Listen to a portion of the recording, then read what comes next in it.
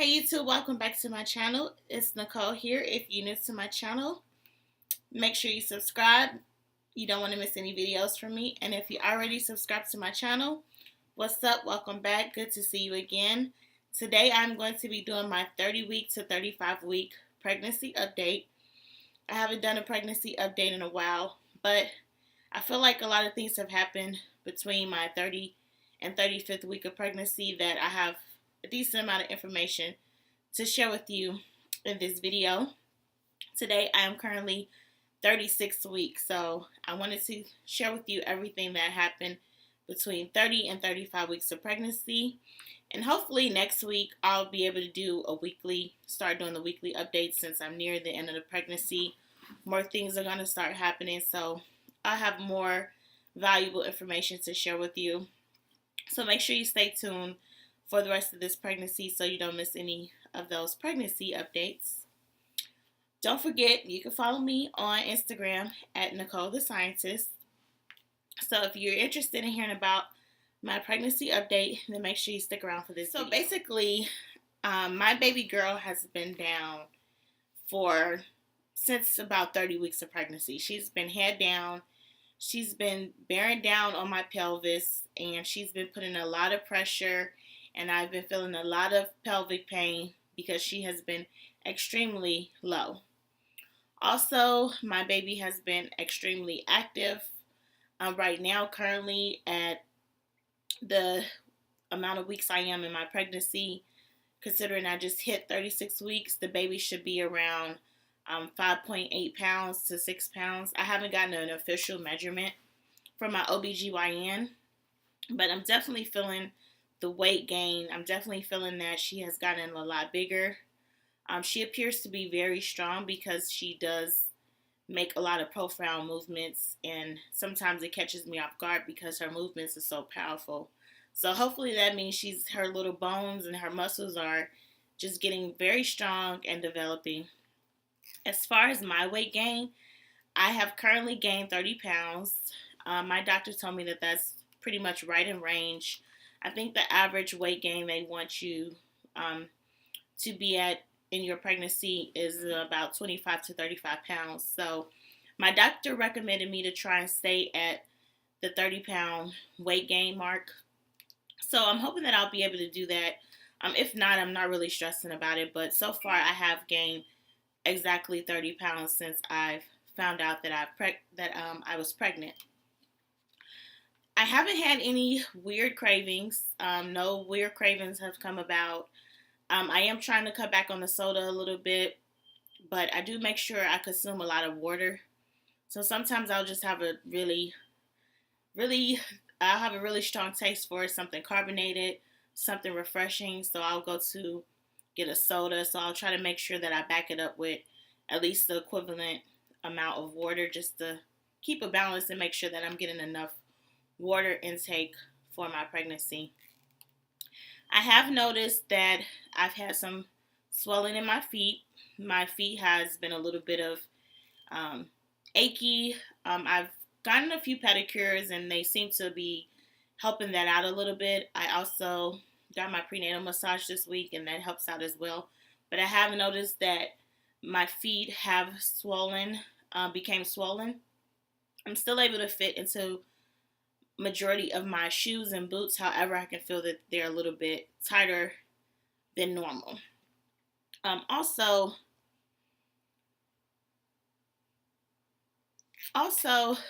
something significantly happened at 33 weeks. I was in Chicago for my baby shower.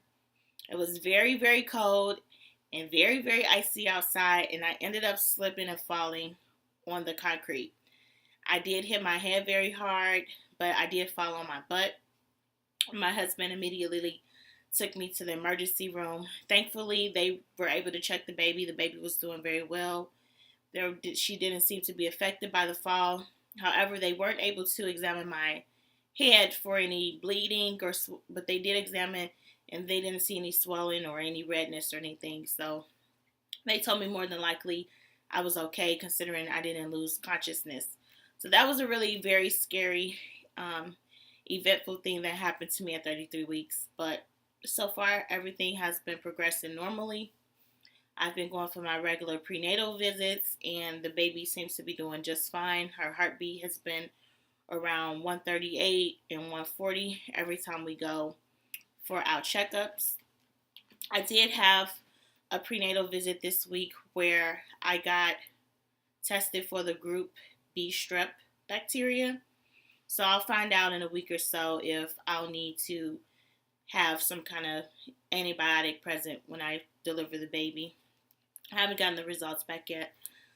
But starting next week or this upcoming week, I will be going to the OBGYN regularly, and I'm assuming that they'll be checking my cervix to see if I've dilated at all, because I haven't gotten any type of cervical exam yet to check for dilation.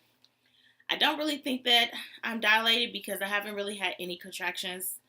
Honestly, I feel like I've only had maybe like 3 contractions. And I can't really tell if I'm pretty sure they were Braxton Hicks contractions and not real labor contractions.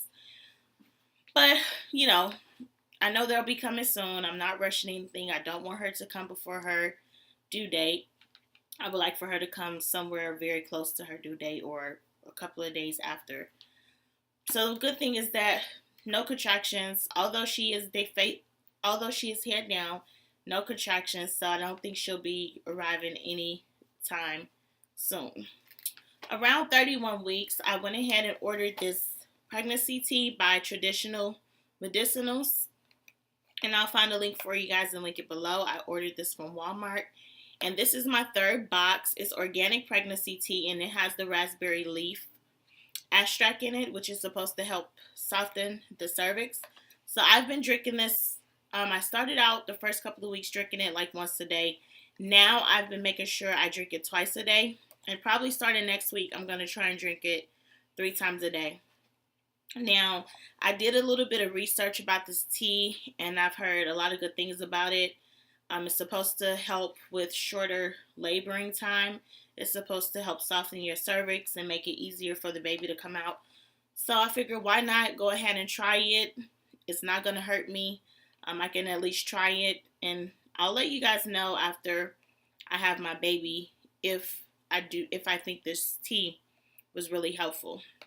But I think you can start drinking this tea as early as, your 2nd trimester. However, I just decided to go ahead and pick some up around 31 weeks. I ordered my first box, and it's really inexpensive. This box is about $6, and you get 16 tea bags in here. So I may end up ordering another one just to make sure I'm covered for the duration of my pregnancy tea. The tea itself, it doesn't taste bad. It just tastes like regular tea. I add about 1 or 2 teaspoons of sugar, and I'm good to go. It also tastes pretty well. It also tastes pretty good at room temperature as well. So I usually drink it hot, but usually if I get busy, it may get a little cool, and the tea still is drinkable. It still tastes good if you would like to have it on ice opposed to having the tea hot.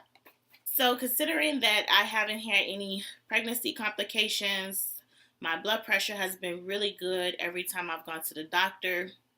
My doctor isn't foreseeing any complications or reasons to put me on bed rest. I am still working. I'm actually enjoying working these last couple of weeks because they're really keeping my mind off the anxiety of childbirth and having a baby. They're helping the days go a lot quicker, and I also feel like it's giving me the opportunity to really stay active and stay busy and keep myself going. Also, it gives me a sense of pride that, I have my baby on the way, and I'm working, and I'm providing for her, and I'm going to do a good job at work so I can maintain my career so that I am able to set a good example for her and provide for her financially and emotionally, and just be a good all-around individual for her to look up to. So I'm enjoying working. I think that if I was staying at home every day on bed rest, I would probably have way more anxiety than I already have about childbirth.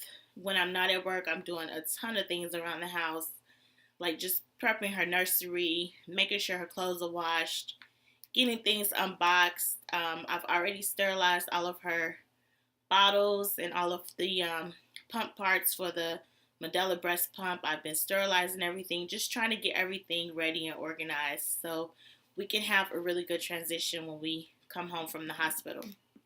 So overall, I've had lots of energy to get a lot of things done.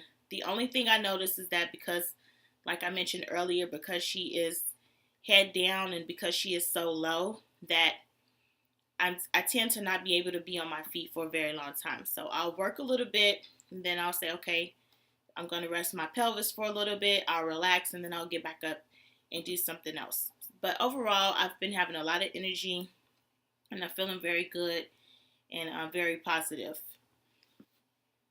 Historically, my iron has been very low throughout this pregnancy.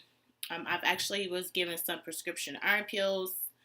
I was given some suggestions about different foods to intake to try and increase my iron. So what I've been doing is eating a lot more red meat. And I was very happy because I had my prenatal visit this week and my iron level was up to a 12. Historically, it's been around 10 and 11, which is very low. And my doctor told me that I need to keep up doing whatever I'm doing so that I won't have to worry about getting any type of blood transfusion during the labor and delivery process, because if your hemoglobin gets really low from your iron levels being low, you could potentially have a blood transfusion. And when she told me that, I was like, no, I will not be getting any type of blood transfusion. So yesterday I went out to dinner with my husband and my neighbors, and I ordered a ribeye steak. Of course, I didn't eat all of it, so I have the other half in the refrigerator. So I'm going to really try and increase my beef intake because it has a lot of natural iron, and I'll probably also go back on the iron pill just to make sure that I'm completely covered, because once I start bleeding and have this baby, I really don't want to have any type of blood transfusion. But that's pretty much it that has been going on through 30 and 35 weeks of pregnancy. Obviously, my stomach has gotten a lot larger, so I'm going to show you my belly at the end of this video. Again, like I said, I am 36 weeks today, so I'm going to get through this week and see if anything happens, and then I'll come back and report to you guys and give you guys a 36-week update. So my weeks start over pretty much every Saturday.